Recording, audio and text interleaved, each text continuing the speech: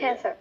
এটা করেছি, এটা করাইছি না, এটা করাই নাই, তবে এখানে একই ম্যাথ বারবার করা আছে।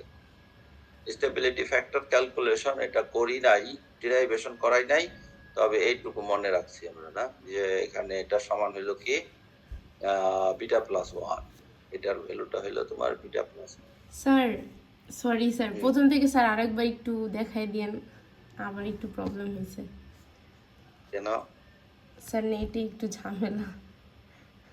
এই তুমি কি শুরু করছো? Sorry sir. আরেকজন রেকর্ড করো তো।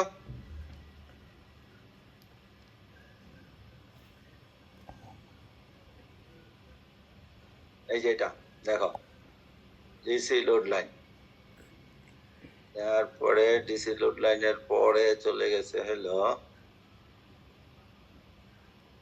Definition of stability factor.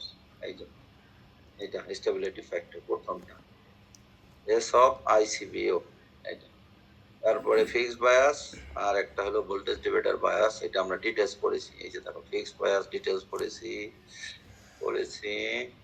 এগুলো আর কি পড়ি নাই। এই স্যাচুরেশন এটা লাগবে না, লোড লাইনটা লাগবে। এই যে এটা